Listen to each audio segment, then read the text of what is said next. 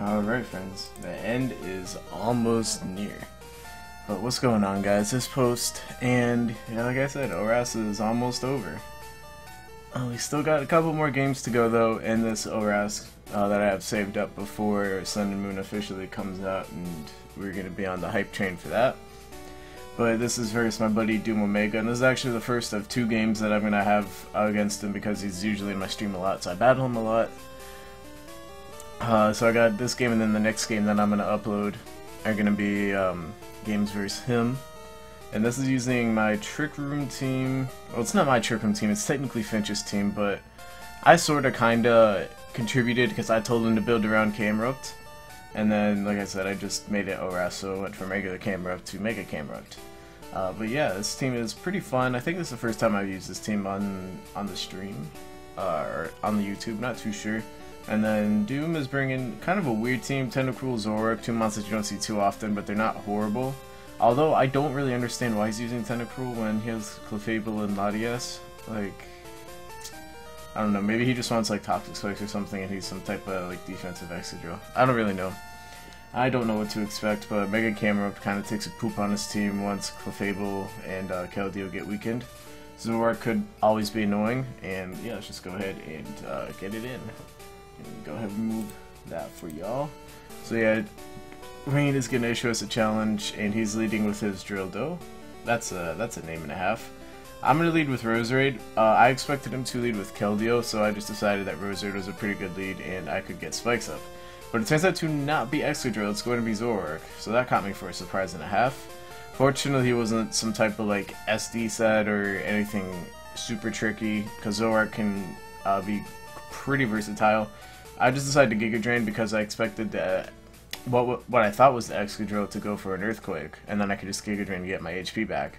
But he does just decide to go to Tentacruel, and he is not Liquid Ooze, so he's probably Clear Body. He could be Rain Dish too, but we know that he's not Liquid Ooze because then I would have lost health.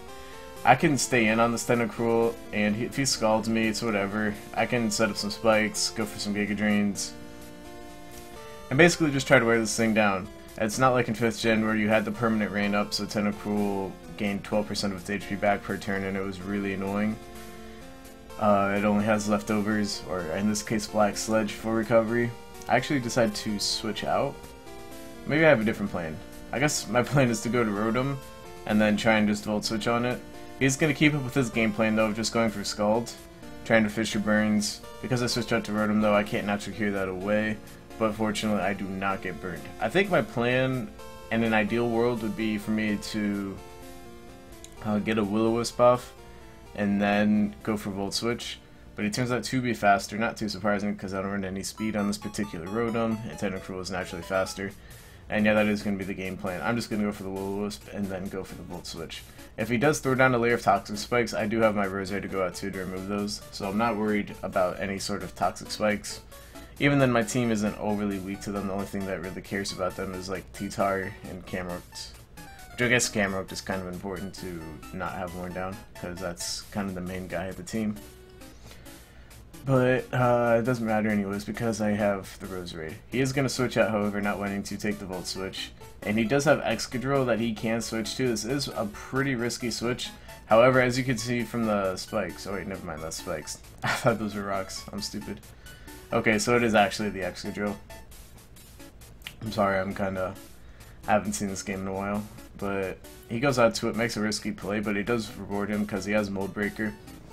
I guess that would have told me which one it was if it was Mold Breaker. He is going to switch out, however. I don't really understand why. Maybe... Yeah, he goes to Keldeo of all things. Like, my best thing for this Excadrill is Celebi. I think that's actually my only switch. Or like my only safe switch. And he goes to Keldeo of all things. That did not make sense to me at all. But yeah, I'm able to go to Celebi. And this Celebi is Trick Room, if you couldn't tell from the team preview, since I did have Camerupt and I also have the T-Tar. So now I can set up a Trick Room and get the show on the road. I should be faster than this Tentacruel under Trick Room, so I can just go for the U-turn. It's a little unfortunate, would have liked to be slower, but having Trick Room up is always nice. So I think I could just go for a U-turn, go out to Roserade, and then go from there, because I don't want to switch my Camerupt in, obviously, and I don't want to switch my T-Tar in either, because I don't want to risk the burn. He does decide to stay in. A little risky, considering that, you know, I could have the Psychic. All I showed was Trick Room. I do decide to go to T-Tar. Okay, I'm sorry, I've not seen this game in a while. Okay, so I go to T-Tar right now. Maybe I expected him to go for, like, Rapid Spin. Yeah. Alright, we'll rock with that. Bro, I'm whack. But he is gonna get rid of Spikes. I wonder what his Excadrill has, if it has Rapid Spin or not. But between Sand and Burn, this Tentacruel is gonna get worn down, and it getting worn down is gonna be pretty good for later in the game. Just because it's one of those mons that's pretty annoying. Decide to go for Stone Edge, he stays in, and Tentacruel is gonna go down. So it's basically...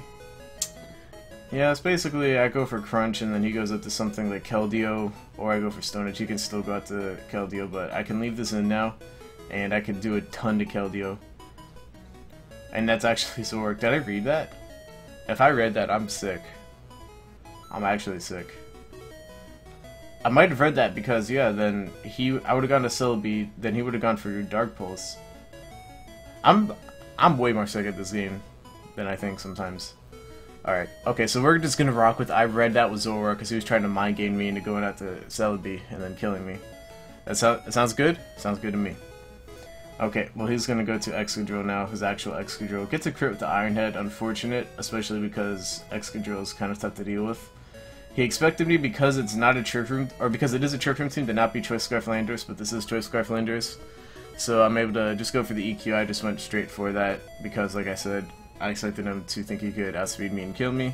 But that's not going to be the case, and I can take him out with the Earthquake and take out the Excadrill.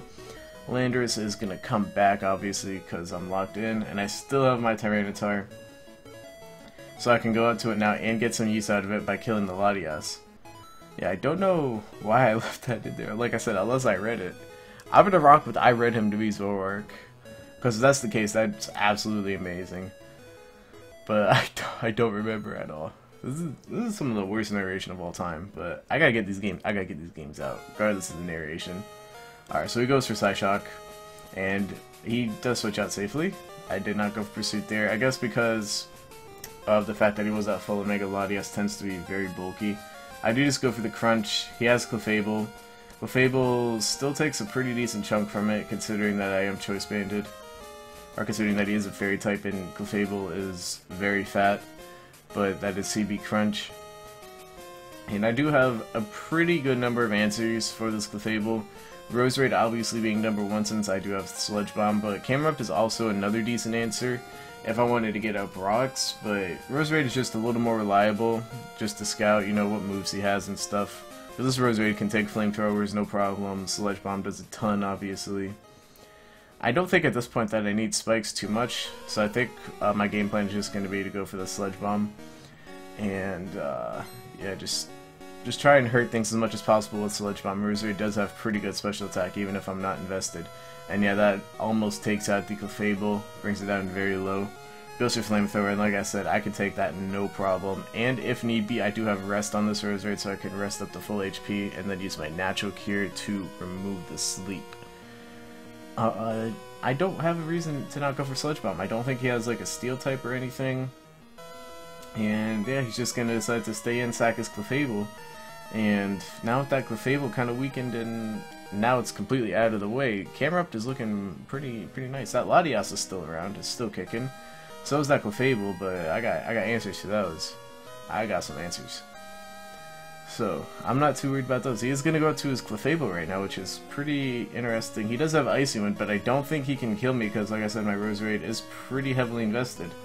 But he gets a crit, so my Roserade is going to go down. I don't think Giga Drain would have taken him out from there anyways, but it would have brought me down pretty low, and then I could have got probably up to about a third of my health back, plus he would have had to lock himself into Icy Wind, and I could have just switched out to Rotom the following turn.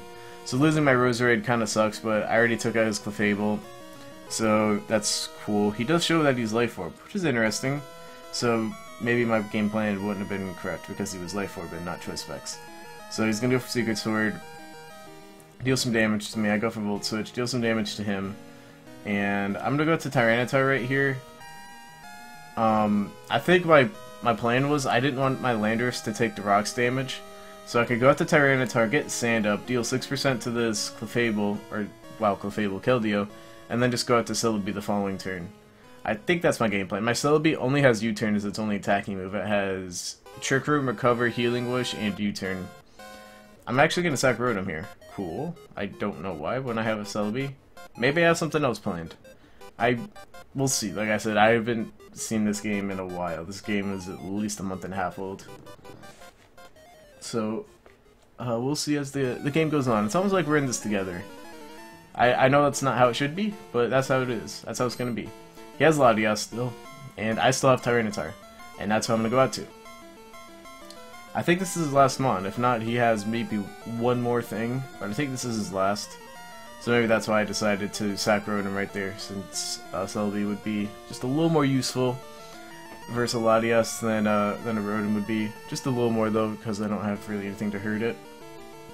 I can take that Draco Meteor just fine, however, because I'm Tyranitar and I'm fat as well.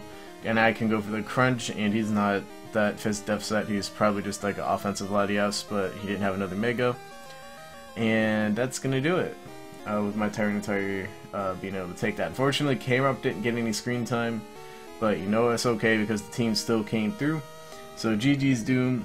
Like I said, go check him out. He has a YouTube, although he hasn't really uploaded too much to it. He has a Twitch, and he's been hella active on the Twitch. I think he's at 500 followers, or almost there. So be sure to go drop him a follow if you haven't already. Good dude. And like I said, hope you all have a good day. Hope you're as hyped for Sun and Moon as I am. But hopefully you can stick around for these last couple of ORAS battles as well. And have a good day, guys, and peace.